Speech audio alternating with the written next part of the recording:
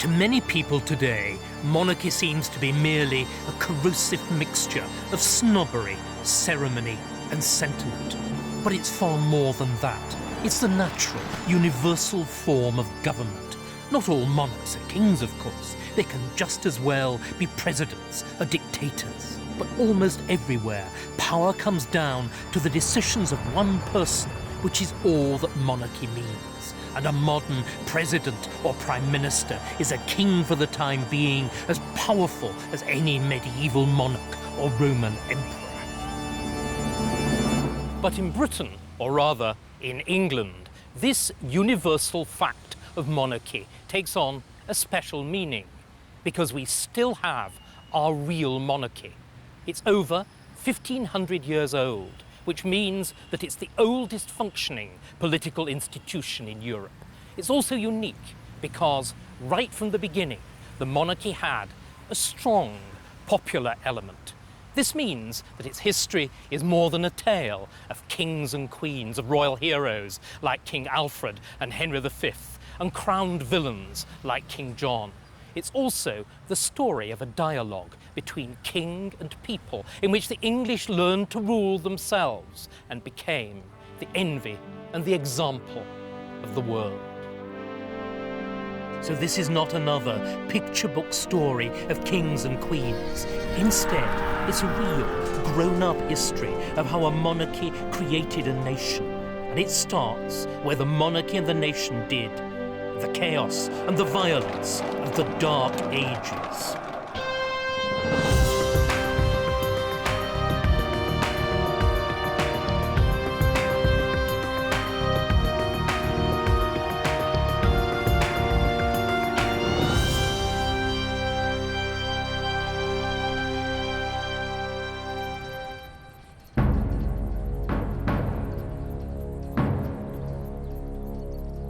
2,000 years ago, there was only one power that counted in the Western world: Rome. And Rome became the purest, most absolute monarchy the world has ever seen. And Britain, the province of Britannia, was just a tiny part of that monarchy. Rome brought Britain a civilization of extraordinary sophistication and refinement, but the politics that accompanied it were surprisingly crude. All power, in theory and usually in practice, was in the hands of the emperor. He was a god on earth whose task it was to rule and to defend the empire. The duty of his subjects, on the other hand, was to obey and to pay their taxes. The idea that there might be any limit on what the emperor could do, or that others should have a say in what got done, was simply inconceivable. For 400 years, this was the bedrock of life in Britain. It brought peace and prosperity, but already, from about 250 AD, Roman power was beginning to crumble. Barbarians poured over the imperial borders. Amongst the most dangerous were seaborne invaders from Germany, which Rome had never conquered. So a great ring of fortresses, like this one at Richborough in Kent, was built along the east coast of Britain to repel the raiders. But in vain. This vast fortress was overwhelmed and abandoned, and its ruins marked the ruin of Britain, or at least the ruin, even the annihilation, of everything that was Roman about Britain. The law, the language, the literature, the religion, all vanished, and all legitimate political authority came to an end, for that had been vested in the emperor.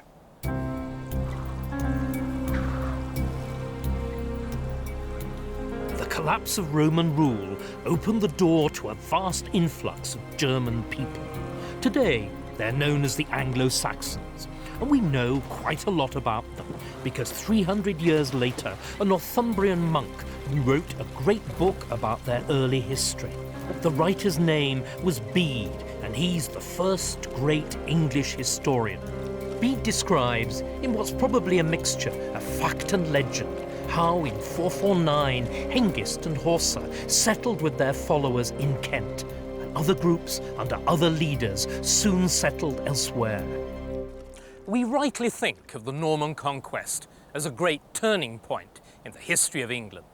But the Saxon conquest was even more important because it created the very idea and reality of England itself. Indeed, it's scarcely possible to exaggerate the scale of the Saxon incursions.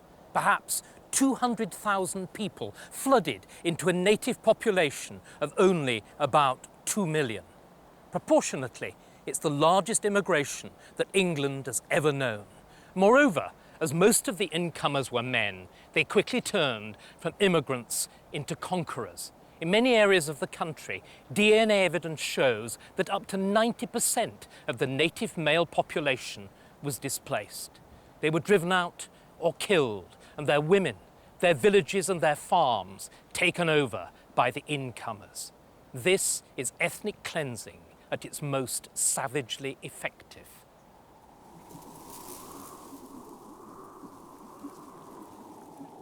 But it wasn't only blood that changed. The immigrants brought with them a new language, an early form of English.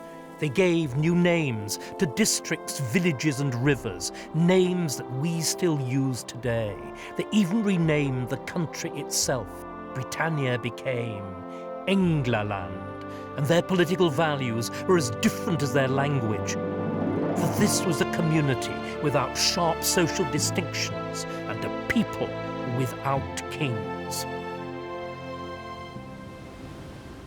Today, the closest we can come to the world of those early Anglo-Saxon settlers is the reconstructed village of West Stow in Suffolk. It dates from about 450 AD. What was found here tells us what food they ate, what clothes they wore, and what jewellery they took with them to the grave. Above all, nothing here suggests that anyone was much more important than anyone else. We're a long way here from the exalted autocracy of the Roman Empire, with its huge gap between rich and poor. Instead, the folk of West Stow here seem to have been an essentially egalitarian people, and this egalitarianism was their great legacy to the development of kingship in England. Nevertheless, such communities still needed leaders, especially in times of war. But how did they arise? Our earliest sources on the German peoples, Bede himself and the Roman historian Tacitus, have the answer. They choose their kings. The power even of the kings is not absolute or arbitrary. This is the idea of government by consent, in which the leader is chosen by the people, or at least is answerable to them.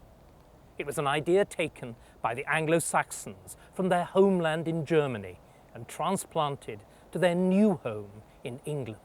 Here it flourished and became a central part of the English political experience, with powerful echoes in Magna Carta, the Glorious Revolution, and the insistence of those Englishmen abroad, the American revolutionaries, that they would pay no taxation without representation. This was the beginning of kingship in England. Local war leaders chosen by the people of the district. War leaders like Beowulf, hero of the Anglo-Saxon epic poem, who, thanks to his prowess, eventually became king, reigned gloriously for 50 winters, and was given a magnificent funeral.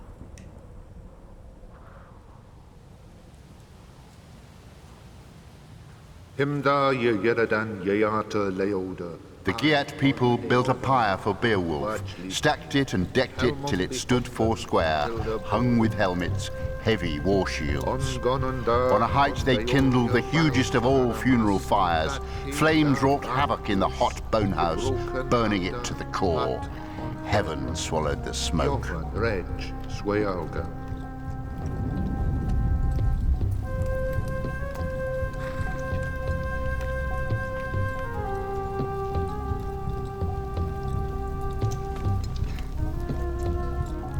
Beowulf's treasures were burned with Beowulf's body. Luckily, other war leaders come kings were not cremated but buried. It is those burials which provide the best evidence for the origins of monarchy in England. The burials are often clustered round even older, prehistoric monuments. By reusing these older sites, it seems, the new men were demonstrating their importance to all their people, Briton and Saxon alike. None of these cemeteries is more impressive than Sutton Hoo in East Anglia, where the mounds crown a ridge by the estuary of the River Devon. In 1939, attracted by some chance finds, archaeologists investigated one of the mounds here. What they found was spectacular. An entire ship had been buried in a barrow. The body had gone, eaten away by the acid soil, but the archaeologists were able to make out the detail of the Dark Age ship, timbers, rivets and all, and the grave goods were astonishing. There's been intense debate about who is buried here, but most scholars are now agreed that these mounds are the burial site of a family called the Woofingers, the royal dynasty of the East Angles. And this, the biggest mound, is probably the burial site of the most important member of the dynasty, a man called Redwald. Bede's history tells us that Redwald ruled in East Anglia as one of several regional leaders in the New England. His power as a warrior and his legendary wealth made him stand out as a first amongst equals. But was he a true king, sanctified by rituals like coronation? He was certainly a very rich man, as his grave goods testify. The gold and garnet jewellery is unequalled in Europe, and the shoulder clasps and belt buckles are unique.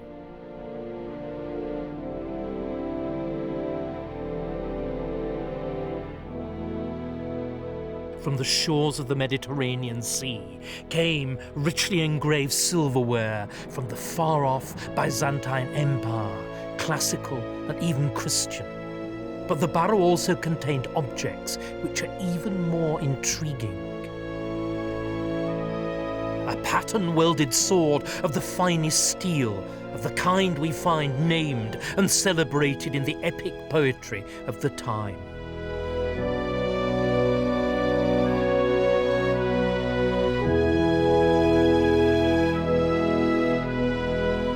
The ceremonial helmet was far more than a piece of military hardware.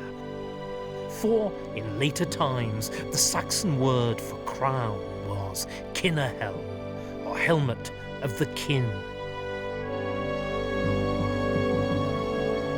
And most intriguingly, the burial included a decorated whetstone polished from the hardest rock. Was this perhaps a kind of royal sceptre? These are more than the grave goods of just a rich man. They're regalia, the symbols of a ritualized monarchy, and they include many objects, the scepter there, if that's what it is, the sword and the helmet, that were later on to figure in real coronation rituals. It's clear that Redwald here is much more than just an elected war leader. He's a real king, like Henry VIII even. Like Henry, he's fond of music, and he's buried with a lyre. Like Henry, he's a discerning patron of the arts, and he's got a court craftsman who's able to make the finest jewellery in Europe. And like Henry, he delights in the weaponry and the accoutrements of the warrior world. But Redwald's grave goods also show something else. He had contacts beyond just the world of the North Sea. He reached out into Christian France and beyond that to the surviving Roman Empire in Byzantium. Because Redwald here is an English king on the cusp of a new world, the world of Christian monarchy.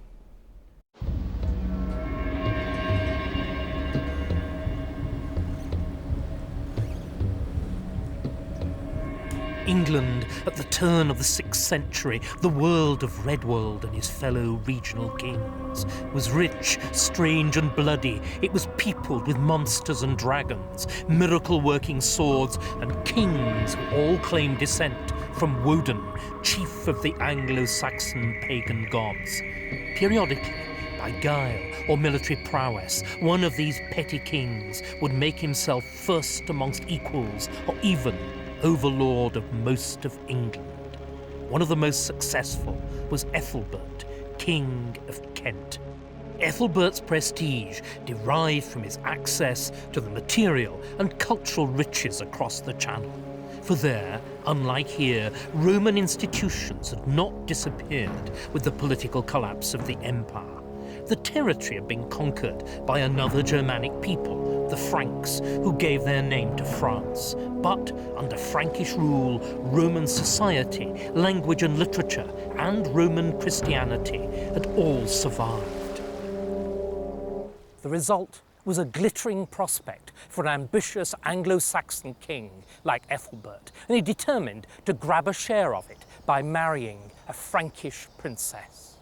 And in that marriage, two different contrasting worlds, the Anglo-Saxon and the Roman, were to meet.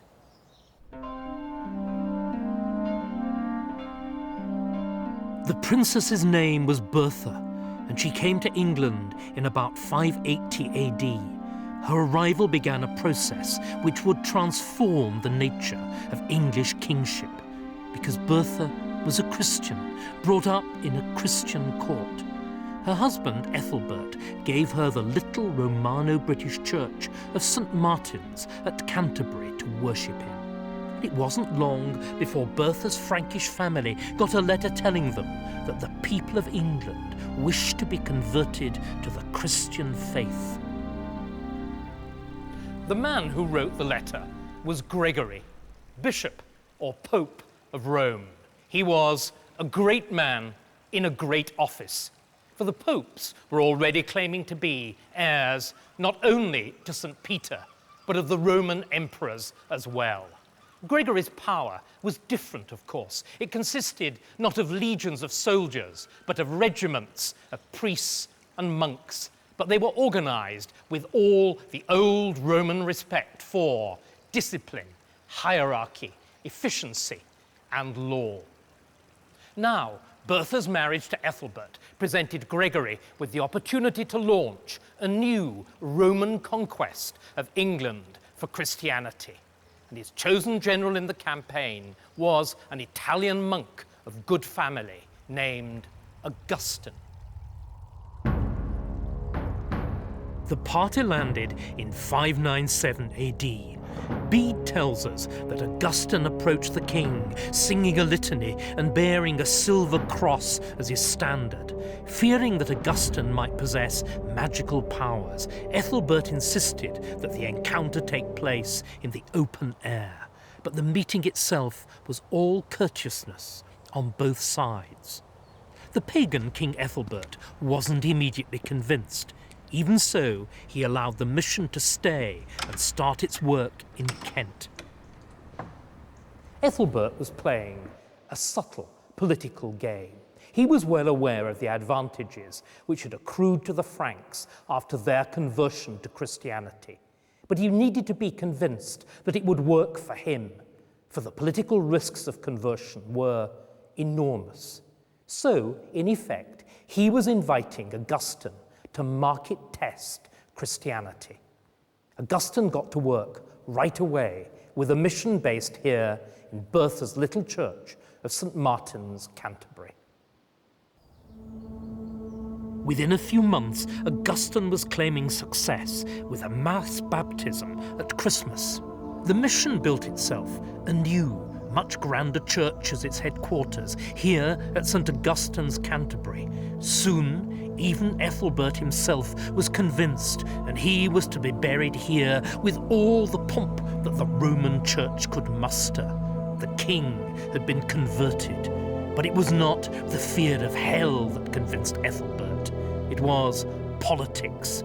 For Christianity enhanced his kingship with two things which were very attractive to a Dark Age ruler: Roman ideas about power and Roman ways of doing things. But the Roman Church borrowed much more from the Roman Empire than just ceremony. Like Rome, it used Latin. It had an elaborate system of law and administration, and it built in stone. But above all, it was ruled by a monarch, the Pope, who claimed, like the emperors, absolute and divinely ordained authority. He even used one of the imperial titles, Supreme Pontiff. Now, all this the Church made available to Ethelbert, now that he'd converted to Christianity. Could the old English idea of elective kingship survive these new trappings of imperial and divine authority and the power that went with them? From now on, English kings presented themselves not as pagan warlords, but as the successors of the emperors and the new kings of Israel, literate, godly, and divinely ordained. But despite this new elevated rhetoric of Christian kingship, the life of the typical Anglo-Saxon king remained nasty, brutish, and short. For England was still divided into a clutch of regional monarchies. To the north lay the Kingdom of Northumbria. To the south were the kingdoms of Wessex, Sussex, and Kent. And sprawling across the Midlands was Mercia, which was the stage for the next power play in the story of the English monarchy. In the year of our Lord 757, the King of Mercia was murdered at Seckington near Tamworth in Staffordshire. The chronicle tells us that he was treacherously killed by his own household at night in shocking fashion.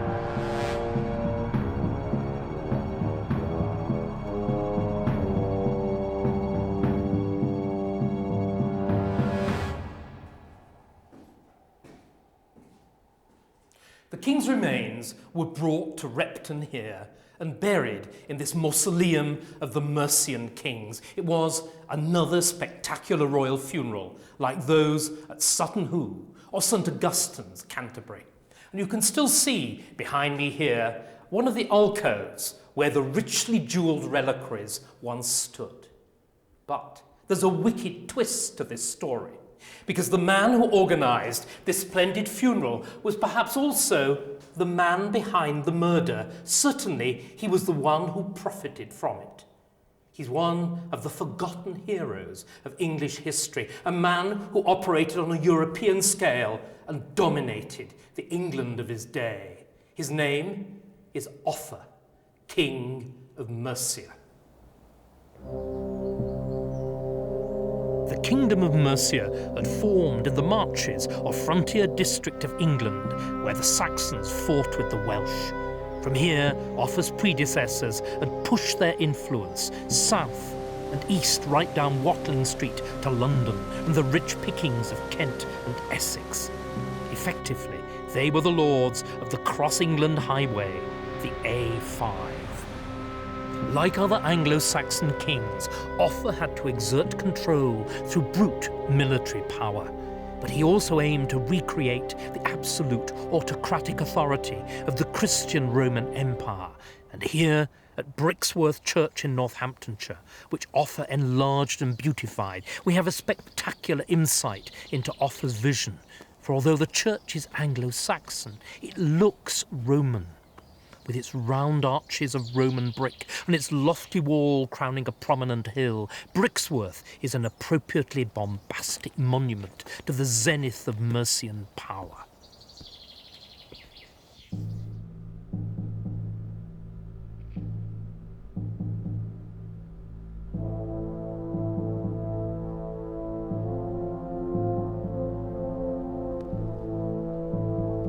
Offa's Roman-style autocracy brooked no opposition. He was determined to extend his power over the other English kingdoms, and he was ruthless in his methods. Dynasties, which had lasted for centuries, disappeared. Sussex, which had once held sway across the whole of southern England, was swept away. Even the Kingdom of Kent, where Ethelbert had established the English tradition of Christian monarchy, was abolished.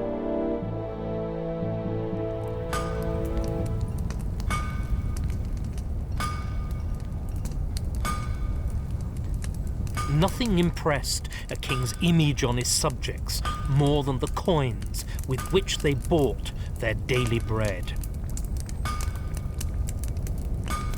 Offa was the first English king to stamp his name on his currency.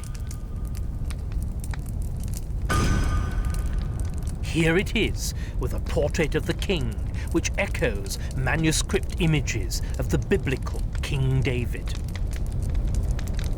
And, most astonishing of all, here is his name on a new gold coinage, modelled on coins from the fabulous East, the fount of all wealth, but with Offa's name stamped in the middle of the copied Arabic inscription.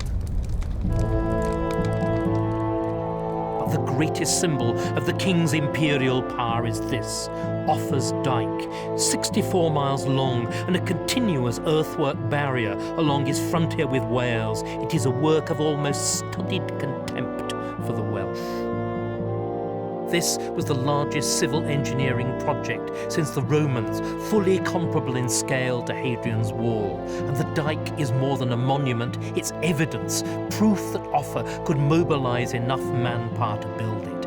Offa was bidding for imperial status with a fortification of an imperial kind. Finally, in 787, Offa attempted to ensure the survival of his magnificent vision by having his son anointed king. Offa was creating a dynasty which could inherit his power and status.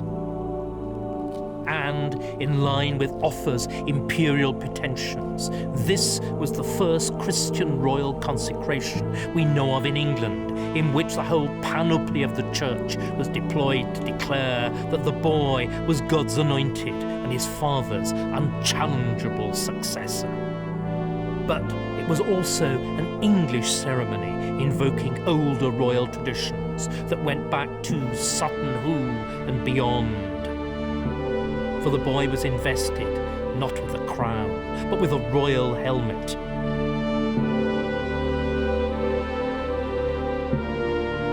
With this consecration and investiture of his son, Offa was confident the future both of his house and of Mercian power seemed secure.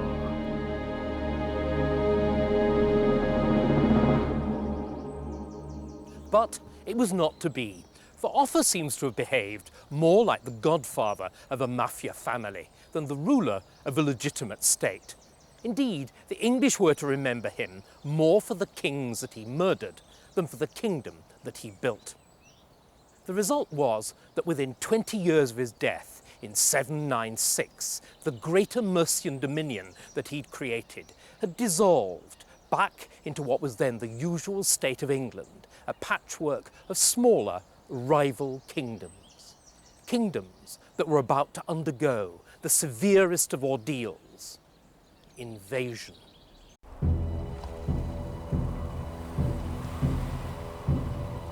Four and a half centuries after the Angles and Saxons had begun to raid the English coast, they found themselves in turn invaded by pirates from further north, the Vikings.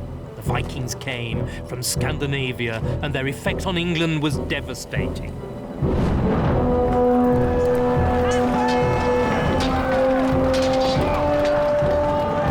Drawn by plunder, for 3 generations their warriors had attacked the courts and monasteries of England, almost destroying the English in the process.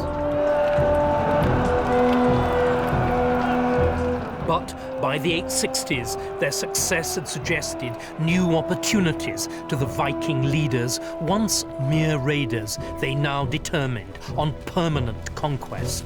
One by one, the Anglo-Saxon kingdoms fell, until only one remained: Wessex. Now, the Viking leader Guthrum aimed to make Wessex his own.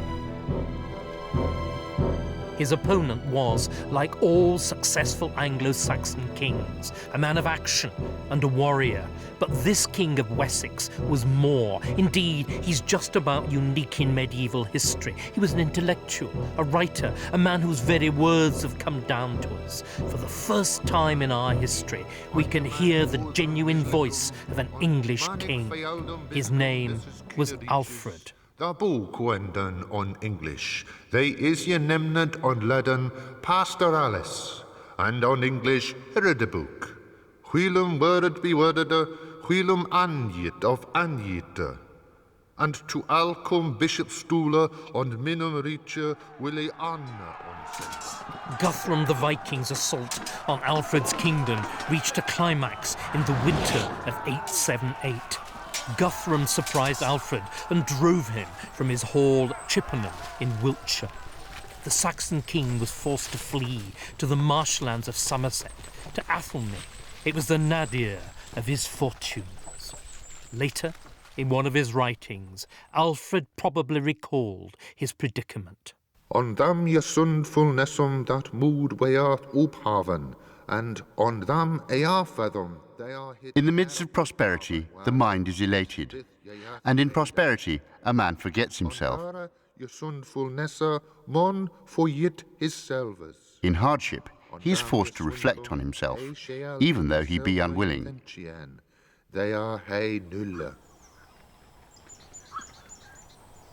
Athelney means royal island, and Alfred fled here because it was an island. It's difficult to find in the middle of the marshes, and the water which floods the fenland in winter makes it difficult to attack. But at the same time, it allows for easy communication by boat with the rest of Wessex. We should imagine Alfred sending out such messengers as he plotted and planned the counterattack as the winter turned into spring. At last, after several months, he was ready, and he sent out the call to arms.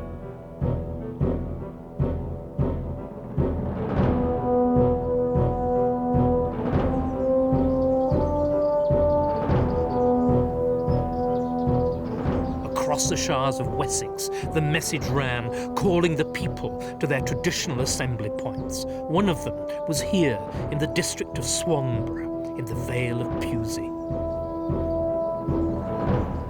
Beneath my feet is the prehistoric burial mound known locally as Swanborough Tump. It doesn't look much, but it's got its own place in the history of England, because this for centuries was actually the centre of the local community. It was here that the people came once a month for the moot or assembly of what was known as the 100 of Swanborough. And here, in the presence of the king's reeve or bailiff, the people received the king's justice out in the open air.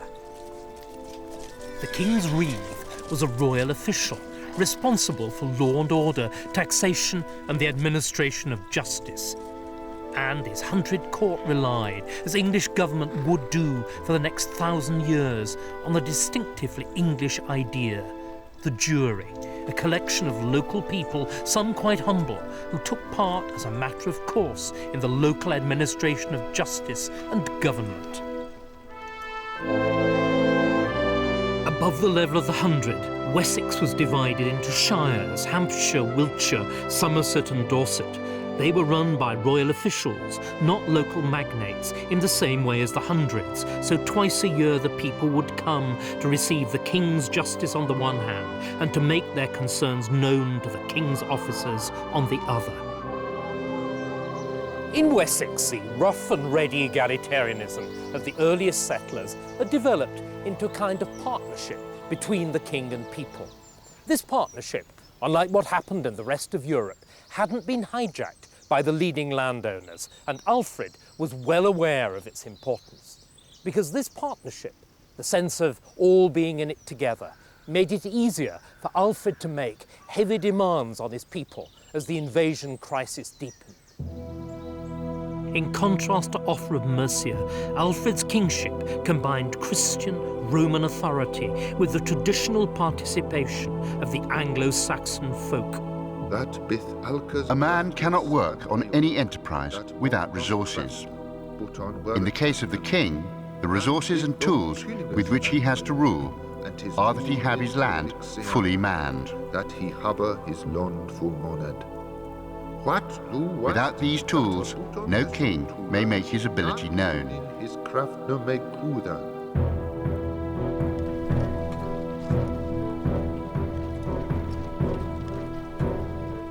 Alfred's call to arms went out. It was the test of his style of kingship. And across Wessex in their shire and hundred courts, his people responded. Alfred's army assembled at a prehistoric barrow in Wiltshire, where his grandfather had celebrated the final victory over the British people of Cornwall.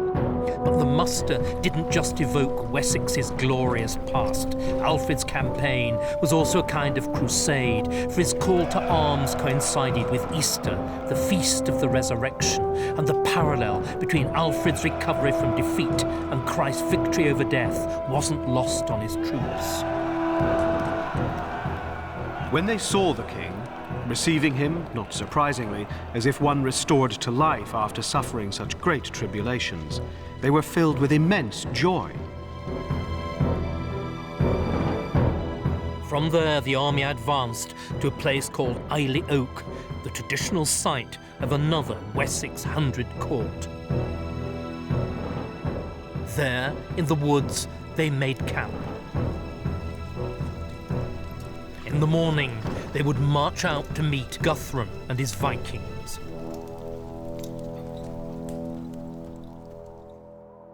Military experts have calculated that this was probably the site of the battle.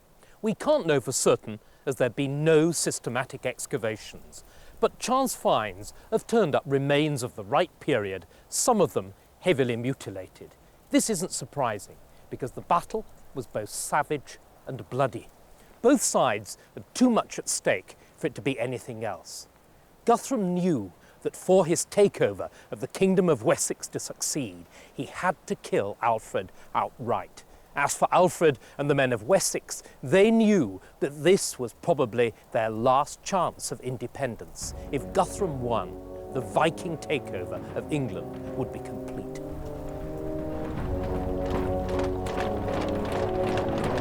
On the brow of the hill above Edington, Guthrum stationed the front rank of his shield wall. Alfred's men were forced to attack.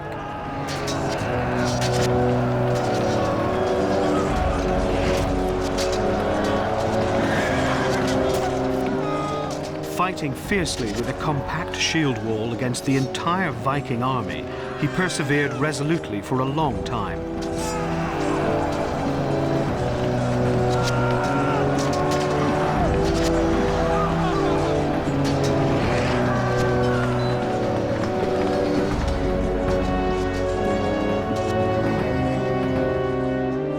He gained the victory through God's will.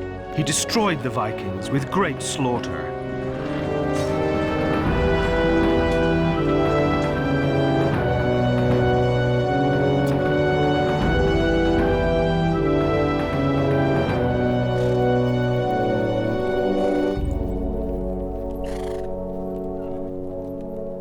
Alfred had established himself as a great war leader at the head of the shires, and Wessex was saved, for the time being at least.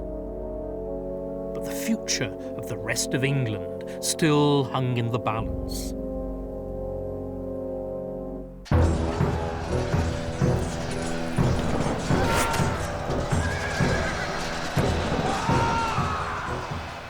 At Edington in 878, King Alfred had vanquished an enemy who had threatened the very existence of his kingdom. But winning a battle wasn't the same as winning a war. To do that, Alfred had to put all Wessex on a full-time war footing. He created a navy with bigger and better ships, and he reorganized the army to enable him to put troops into the field at almost any time. Most effective of all was the chain of fortresses he built across his kingdom to deny the Vikings a free passage. Winchester, the capital, was one of the first, and their true significance was much greater than their defensive capability. These burh fortresses weren't private castles, owned by some lord or bishop and manned by his retainers. Instead, they were fortified communities founded by the king and defended by his people. And, as Alfred had intended from the beginning, they quickly became real towns, boosting trade, and with it, taxes. As a result, the king got rich and his people grew prosperous, whilst the word borough, as we pronounce it today, started to assume its modern meaning as well, of a self-governing urban community under royal patronage. And the first and greatest of those royal patrons was Alfred himself. The burghs were so important to Alfred that their names often replace the names of the moneyers on the reverse of his coins. This one displays the monogram of the mint at London. For London was the burgh of burghs. As the Viking tide ebbed in England, Alfred pushed forward beyond his kingdom's traditional frontiers. But it was his capture and refortification of the city of London that marked a new direction in his kingship. London was already the largest town and the commercial powerhouse of England, and it had been the jewel in King Offa's crown. Now the jewel was Alfred's and the prestige that went with it. So, following his capture of the city and its refortification in 886, Alfred inflated his title and his ambition. Hitherto, he'd only been king of the West Saxons. Now he called himself king of the Angles and the Saxons. Could a claim for Alfred to be king of all the English be far behind? For that's how he's described in this vital document.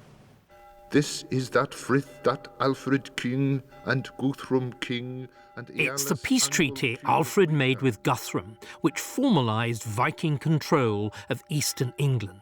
But in the treaty, Alfred describes himself as king of all the English, not ruled over by the Danes. Alfred, in fact, ruled only part of England, but already there's the beginning here of a national political idea. And Alfred's books tell the same story. It was Alfred who commissioned the National Book of Record, the Anglo-Saxon Chronicle.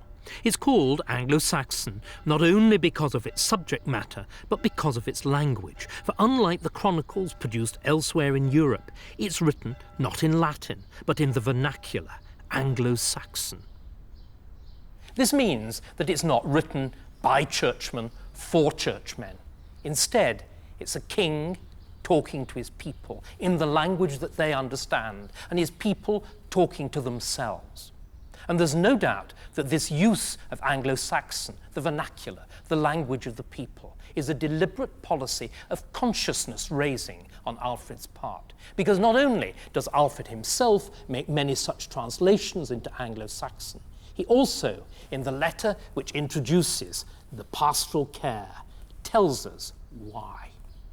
We there on that, ye Theoda Wendon. We too should turn into the language that we can all understand certain books which are the most necessary for all men to know, so that all the freeborn young men now in England who have the means to apply themselves to it may be set to learning until the time that they can read English writings properly. When Alfred died in 899, he still ruled over only part of England, but his legacy was to be the permanent unification of the country. The actual work was the task of his sons and grandsons, but it was Alfred who, in the crucible of the Viking invasions, had forged an idea of England that was more than simply cultural or linguistic. It was political, or rather, uniquely in Europe at the time, it was a combination of all three. In the years after his death, his successors pushed back the Vikings, taking over all the land they had settled. And as they did so, they created shires on the Wessex pattern across the whole of England up to the Humber. And this political geography is with us today. The creation of England was almost complete. But the House of Wessex did not stop there. In 2 generations, English kings had established their lordship over the whole of the rest of Britain, over Wales, Scotland, and the Western Isles. It was time for them to celebrate.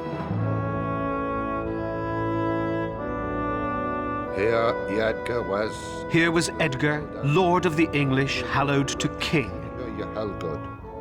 At Aikmanchester, the ancient city, whose modern sons the island dwellers have called Bath.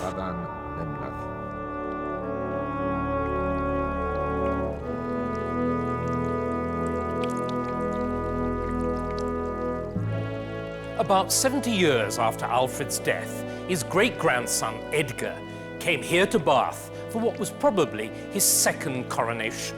He'd already been crowned as King of the English, but meantime he'd established his authority over all Britain. Hence the choice of Bath for another, bigger ceremony.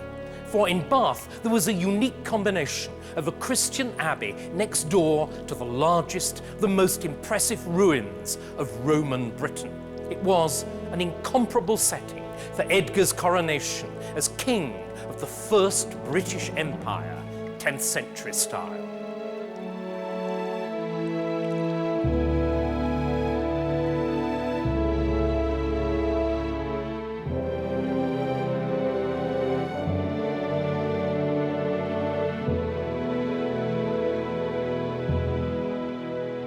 Let thy most sacred unction flow upon his head, and descend into his heart, and enter his soul. And let him by the grace be worthy of the promises which the victorious kings have obtained, that in this present life he may reign with happiness, and finally attain to their fellowship in the kingdom of heaven. Receive this ring, the seal of the holy faith, the strength of thy kingdom, and the increase of thy power, whereby thou mayest learn to drive back thy foes with triumph, destroy heresies, unite those whom thou hast conquered, and bind them firmly to the Catholic faith.